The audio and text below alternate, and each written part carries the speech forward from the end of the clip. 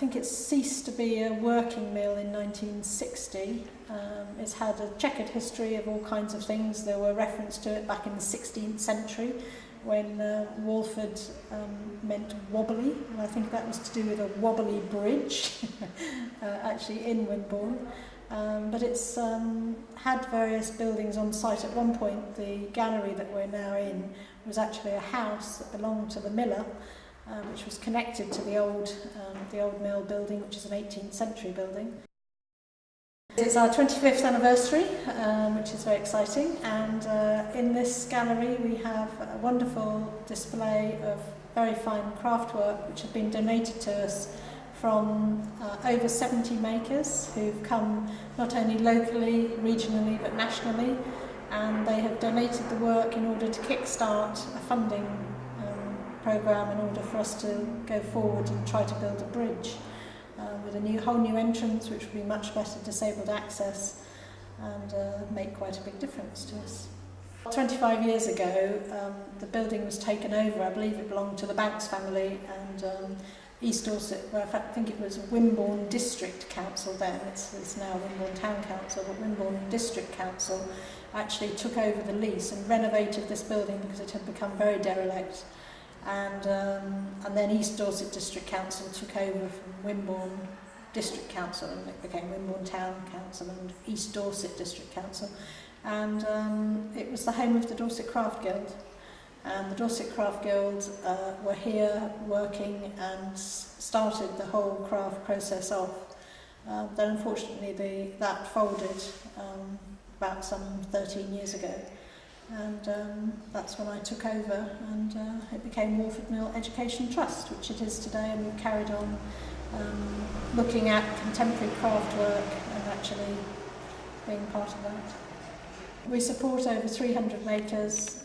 In the shop we have work by over 150 makers, and we give opportunities for many of the craftspeople to not only exhibit their work here but also to teach craft. And during the summer we have over 45 sessions which we give to children, which are done by no end of different makers.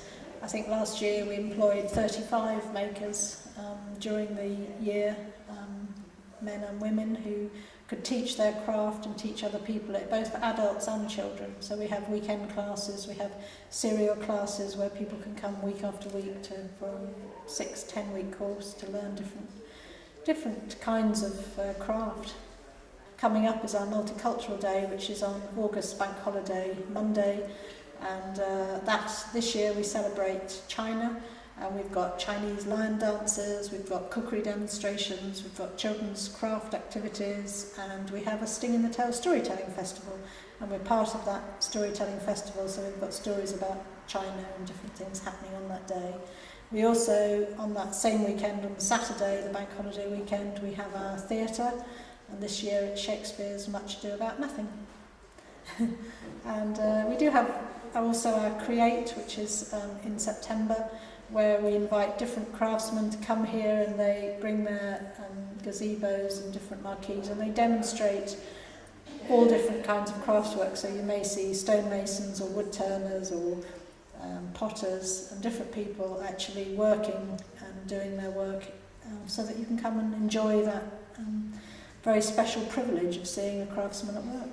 We have 2 on-site makers here. We have a jeweller who works in the little gatehouse, and we also have a very lovely silk weaver who dyes all her own silk and makes very beautiful scarves, which is upstairs on our mezzanine gallery.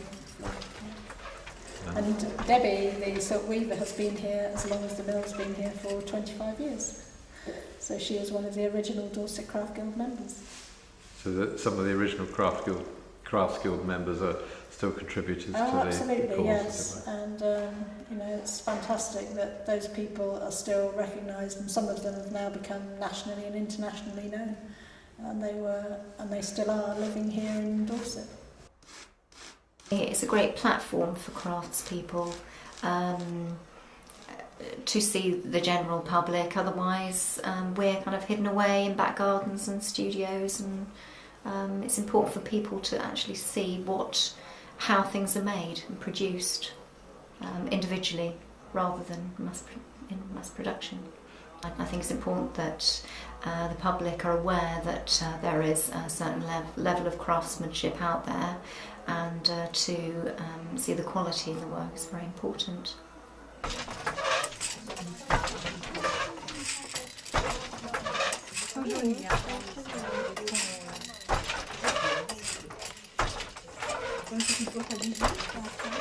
I actually really enjoy working and kind of interacting with people. I've realised it's made me very kind of interactive with people rather than working from a closed workshop. I actually feed off people's ideas actually when they come in as well. And from the point of view of getting people interested in buying what you make, I would imagine it helps as well. It does, definitely, yes, because then each piece actually has a little story to it, so that when someone buys something either for themselves or as a present to give to someone else, it comes with that sort of provenance that they've actually seen it being made and can actually tell something about it. So that's a really nice part of it, rather than just picking it up in a shop and buying it. For the purely visual part of it, it's nice that it comes with a bit more, so people can say, yes, we actually saw that being woven. The future's looking good with our funding for another 3 years. We've got all sorts of exciting things that we're doing. We currently have an exhibition by Lois Walpole, who's a wonderful basket maker, and that was here at Walford Mill, and it's moved forward. It's gone to North Wales, it then went to Shetland, and it's currently now actually being exhibited in Holland, so it's our first international exhibition. And we're hoping, well, it will go next year to Nottingham, and then we're still hoping that it might go to Nova Scotia, so we might be going over to America as well. And I'm working currently with another exhibition with Karen Hansen, a very fine Dorset furniture maker. And there are 6 people together who are all women who all work in wood and are furniture makers. And that exhibition will be here in September, and we will be having a tour of that. It's going to the Metropolitan University in London for an exhibition there, hopefully with a big symposium in conjunction with what's happening at the V&A, which is an exhibition about making, the importance of making. So we're doing tying up all kinds of different things with different people. We're currently working with Big Picture, and we've just been awarded $155,000 for that work, and that's Walford Mill working in collaboration with Arts Reach, with Bridport Arts Centre, with various makers as well, Amanda Warwork, and freelance consultants like Joe Morland, and we're working together jointly, DVA as part of that, and also PVA, and we will be putting together a special programme of events next year, which will also have an exhibition here at Walford Mill related to the Cultural Olympiad and the Jurassic Coast. And we will be doing some site-specific commissions with that money, which will be along the coast, which may be that they will end up as being temporary commissions. They may not be permanently sited on the Jurassic Coast, but they'll be there for the Olympics. So that's very exciting that we've just heard the news this week about the 155,000. So that's another collaborative project that's been really, really good. And Dorset Loves Arts is another one that I'm very involved with, where we're looking at different ways to look at the economy, children, young people, different ideas there. So that's also very exciting.